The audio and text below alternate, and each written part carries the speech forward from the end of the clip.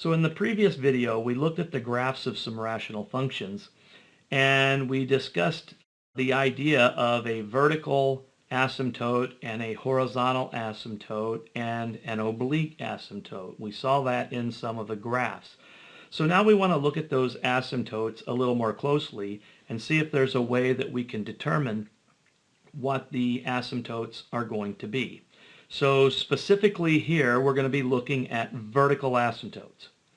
So for a rational function, f of x equals p of x over q of x, where p of x and q of x are polynomials with no common factors other than constants, if a is a zero of the denominator, then the line x equals a is a vertical asymptote for the graph of the function. So this is a theorem.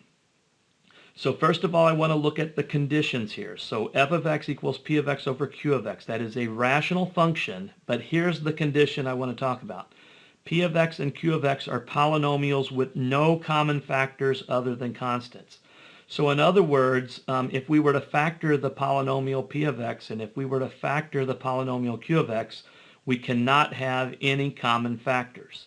If they have any common factors, then this theorem doesn't really apply to that. But if they don't have any common factors, then if a is a zero of the denominator, so if a is a zero of q of x, then the line x equals a will be a vertical asymptote of the graph of the function. So let's take a look at some examples. So in this example, we want to determine the vertical asymptotes of the graph of each of the following functions.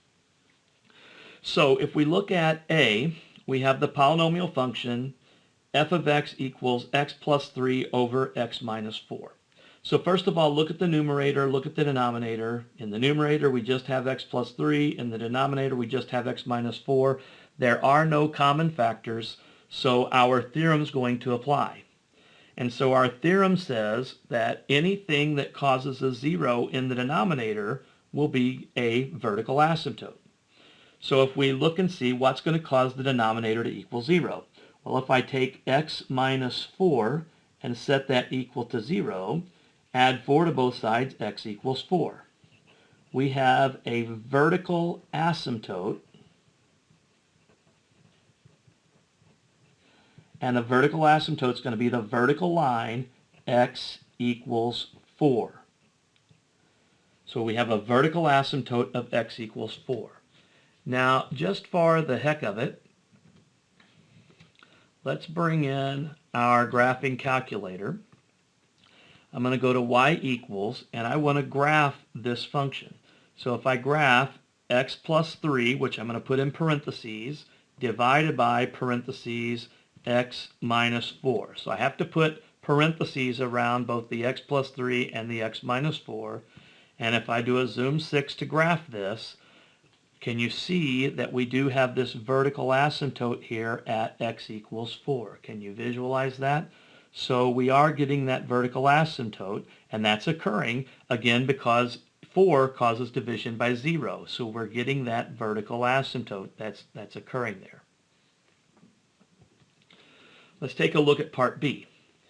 So determine the vertical asymptotes of the graph of each of the following functions. Again, so in part B, we have g of x equals 2x squared minus 3x plus 1 over x squared minus x minus 6. So the first thing we have to do is we have to make sure that we don't have any common factors. So we need to factor both the numerator and the denominator. Well, our numerator will factor into 2x minus 1 times x minus 1. Check that out to verify that. 2x times x would be 2x squared. 2x times minus x would be minus 2x. Minus 1 times x will be minus x. So minus 2x minus x will be the minus 3x. And then minus 1 times minus 1 will be plus 1. So it factors into 2x minus 1 times x minus 1. The denominator, x squared minus x minus 6, is going to factor into x minus 3 times x plus 2. So again, if you can check that out, x times x would be x squared. The outers, we're going to get 2x. The inners, we're going to get minus 3x, which would give us minus x. and then minus 3 times 2 would give us minus 6. So we do not have any common factors. So what's going to cause the denominator to equal 0? Well, if I take x minus 3 times x plus 2 and set it equal to 0, then that means either x minus 3 equals 0 or x plus 2 equals 0, which means x equals 3 or x equals negative 2. So we're going to have two vertical asymptotes.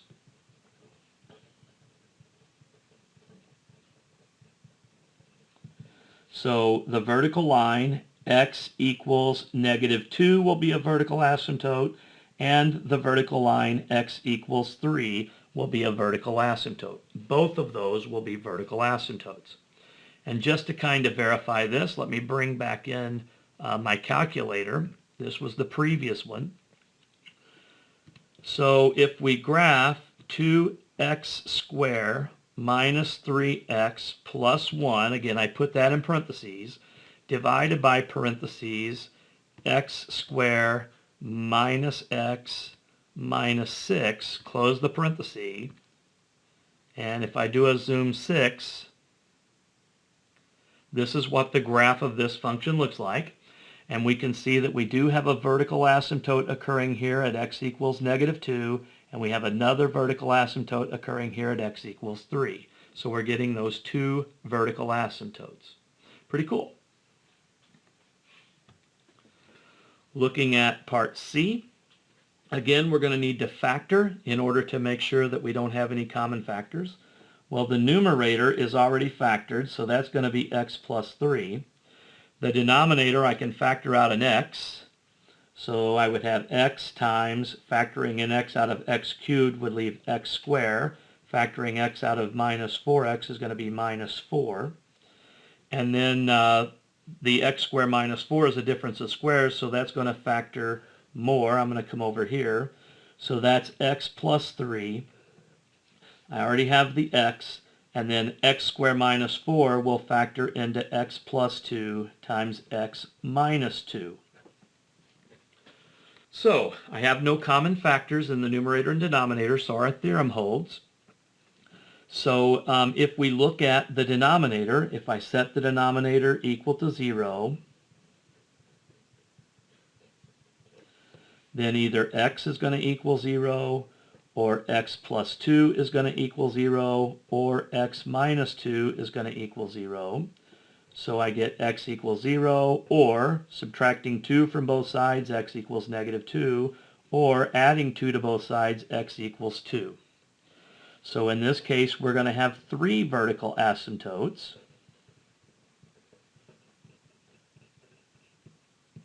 We're going to have a vertical asymptote of x equals negative 2. We're going to have a vertical asymptote of x equals 0, and we're going to have a vertical asymptote of x equals 2. So that should be negative. So there are three different asymptotes, and I just put them in order. X equals negative 2, x equals 0, and x equals 2. So again, let's just take a look at the graph. So let me clear that one out. Parentheses x plus 3 divided by parentheses x cubed minus 4x, close the parentheses. And if I do a zoom 6, can you see the asymptotes there? So here at negative 2, I have that vertical asymptote that's occurring. Here at x equals 0, I got a vertical asymptote that's occurring. And here at x equals positive 2, I got a vertical asymptote that's occurring. Again, pretty cool that that's happening. So I have those three different vertical asymptotes. Last but not least, let's take a look at our last rational function, r of x equals x minus 4 over x squared minus 6x plus 8. So x minus 4, we can't really do anything with that, but if we take a look at the denominator, that will factor into x minus 4 times x minus 2. So again, just to verify that, the x times x will be x squared. The outers, I'll get minus 2x. The inners, I'll get minus 4x. Minus 2x and minus 4x gives me the minus 6x. And minus 4 times minus 2 gives me plus 8. So this does factor into x minus 4 times x minus 2. Now, our rule said that our numerator and denominator cannot have any common factors. And so in this case, since the numerator and denominator have a factor of x minus 4 in common, we cannot really use that rule. So basically, here's the deal that's going on with that. If we were to simplify this, we could divide out the x minus 4, and this would equal 1 over x minus 2. So this rational expression, x minus 4 over x squared minus 6x plus 8, simplifies to 1 over x minus 2. In other words, this and this are equal, but they're only equal as long as x is not equal to 4. If x equals 4, if I were to substitute 4 into our original function here, r of 4 would be 4 minus 4 over 4 squared minus 6 times 4 plus 8. 4 minus 4 would be 0. On the bottom, I would have 4 squared, which would be 16. 6 times 4 is 24, so minus 24 plus 8. And 16 minus 24 plus 8 is 0, so I would get 0 over 0. So if I try to find r of 4, I get 0 over 0, which I can't do. We can't divide 0 by 0. That's indeterminate. But if I substitute 4 in this function, I would get 1 over 4 minus 2, which would be 1/2. So this and this are not equal when x equals 4. They're only equal for every other value of x. So what does that mean really? Well, what it means is for the graph of this function, r of x equals x minus 4 over x squared minus 6x plus 8, because that's going to be equal to 1 over x minus 2 as long as x is not 4, we're only going to get one vertical asymptote.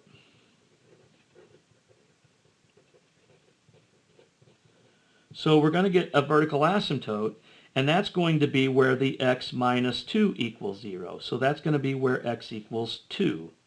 So we'll have a vertical asymptote of x equals 2. So what about the 4? Well, we don't get a vertical asymptote at the 4. Instead, what we get is called a hole. We get a hole in the graph. So we get a hole in the graph when x equals 4. And that hole in the graph is a point. So what's actually happening is, if I were to just graph f of x equals 1 over x minus 2, we actually graphed that previously. That looks like this. And this is going to look like that as well, except there's going to be a hole right there in the graph. And that point where that hole is occurring is the point 4 1/2. So that is the value, well, it's occurring at 4 because that's where I got the 0 over 0 over here. But if I substituted 4 in here, I got 1/2. So at that point, at the point 4 1/2, that's where I get the hole. So I have a hole at the point 4 1/2. So I get a vertical asymptote at x equals 2, and I get a hole at the point 4 1/2. So if we take a look at this on the graphing calculator, so we have x minus 4, I got to put that in parentheses, divided by parenthesis x squared minus 6x plus 8. And so if I do a zoom 6, I do get this graph, like I was saying here, how it should look. You can't really see the hole here, but if I trace and try to plug in 4, when I try to plug in 4, it gives me no value for y. So at that point where x equals 4, there is actually a hole in the graph. You just can't quite see it on the graphing calculator.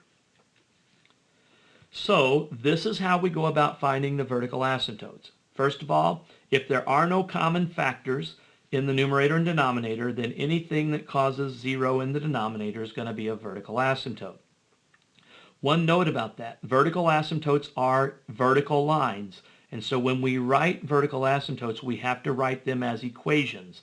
And the equations of vertical lines are always x equals the number. So if I say, what's the vertical asymptote? The vertical asymptote, like in this case, is x equals 4. If you just say the vertical asymptote's 4, that's incorrect. 4 is not a vertical line. 4 is a number. So you have to say x equals 4. Vertical asymptotes are x equals -2 and x equals 3. Those are vertical lines. If you just say vertical asymptotes are -2 and 3, that's wrong. -2 and 3 are numbers, not lines. So you have to have those written as equations. Same here. So anyway, if the numerator and denominator have no common factors, then anything that causes the denominator to equal 0 will give us the vertical asymptotes. But like in part D, where we have a common factor, the factors that we have in common will not give us vertical asymptotes. They'll give us wholes. So we got a whole at x equals 4. We got a vertical asymptote at the other factors where we did not have a common factor. So we got a vertical asymptote at x equals 2. Now to figure out the y-coordinate of the whole, you're going to have to substitute the x value into the reduced version of the function. So I got the 1/2 here by substituting 4 into the reduced version of the function. So that's vertical asymptotes.